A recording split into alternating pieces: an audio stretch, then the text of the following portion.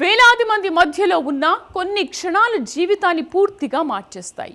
కళ్ళ ముందే అన్నీ ఉన్నట్టే అనిపిస్తాయి, కానీ మరుక్షణమే చేతుల్లో ఏమీ మిగలవు.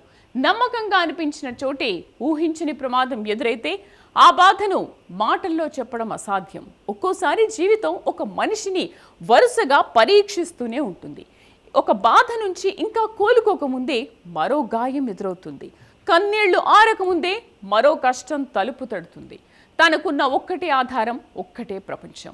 అదే చేతుల్లోంచి జారిపోతే ఆ క్షణంలో ఒక తల్లి మనసు ఎంతగా వెలువెల్లాడుతుందో ఊహించడమే కష్టం.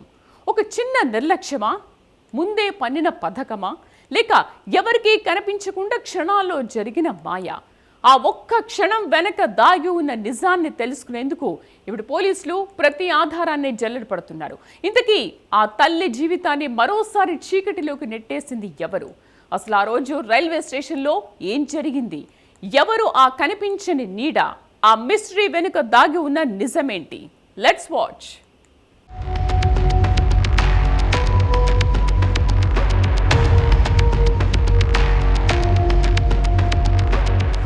పిల్లలకు ప్రపంచమంతే తల్లిదండ్రులే, తల్లికి ప్రపంచమంతే తన పిల్లలే.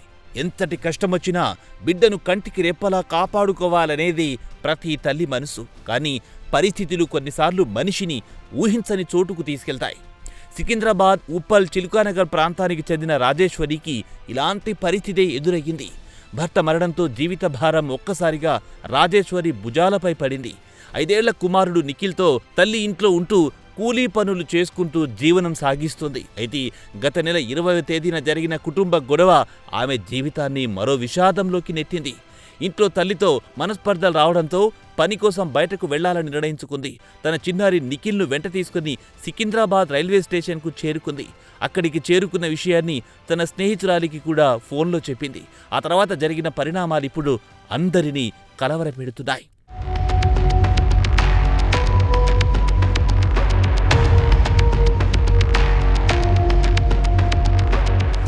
సికింద్రాబాద్ స్టేషన్లోని మొదటి ప్లాట్ఫాంపై ఓ మూలన కూర్చున్న రాజేశ్వరి చిన్నారి ఎక్కడికి వెళ్లిపోకుండా తన చీర కొంగుతో బిడ్డను కట్టుకుంది.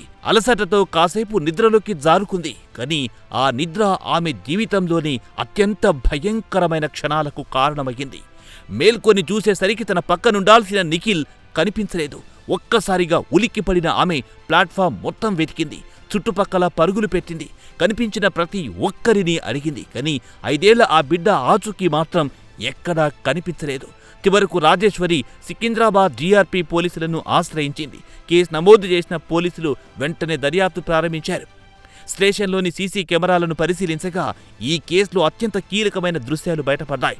ఓ గుర్తు తెలియని వ్యక్తి చిన్నారి నిఖిల్ను తన వెంట తీసుకెళ్తున్న దృశ్యాలు కెమెరాలో రికార్డయ్యాయి. పోలీసులు కిడ్నాప్ కేసు నమోదు చేసి దర్యాప్తు చేపట్టారు.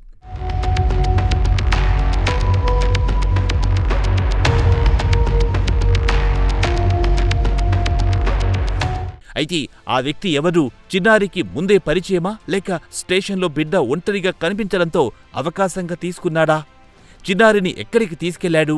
ఈ ప్రశ్నలకు సమాధానాలు వెతికే పనిలో పోలీసులు నిమగ్నమయ్యారు. సీసీ ఫుటేజ్లో అతడి కదలికల నిశితంగా పరిశీలిస్తున్నారు. స్టేషన్ పరిసర ప్రాంతాల కెమెరాలను కూడా పరిశీలిస్తూ అతడి ప్రయాణ మార్గాన్ని గుర్తించే ప్రయత్నం చేస్తున్నారు. రైల్వే స్టేషన్లు ప్రతిరోజు వేలాది మంది ప్రయాణికులతో రద్దీగా ఉంటాయి.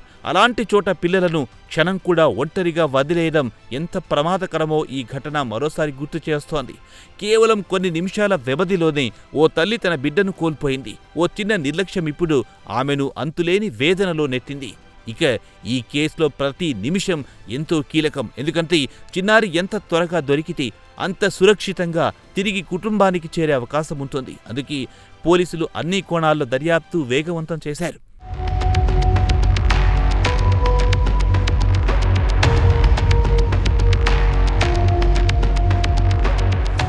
ఒక తల్లి కళ్ల ముందే జరిగిన ఈ ఘటన ప్రతి తల్లిదండ్రులకి ఒక హెచ్చరిక.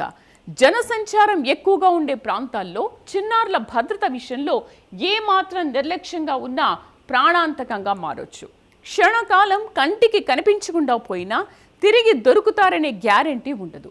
అందుకే రైల్వే స్టేషన్లు, బస్టాండ్లు, జాతరలు, మార్కెట్లు వంటి ప్రదేశాల్లో పిల్లలను ఒక్క క్షణం కూడా ఒంటరిగా వదిలేయకూడదని పోలీసులు పదే పదే సూచిస్తున్నారు. అపరిచితులపై చిన్నారులకు అవగాహన కల్పించడం, ఎప్పటికప్పుడు వారిపై నిఘా ఉంచడం ప్రతి తల్లిదండ్రి బాధ్యత. సికింద్రాబాద్ రైల్వే స్టేషన్లో జరిగిన ఈ ఘటన అప్రమత్తతే చిన్నారులకు అతిపెద్ద రక్షణ అని మరోసారి గుర్తు చేస్తోంది. ప్రస్తుతం చిన్నారి నిఖిల్ ఆచూకీ కోసం పోలీసులు ముమ్మరంగా గాలింపు కొనసాగిస్తున్నారు.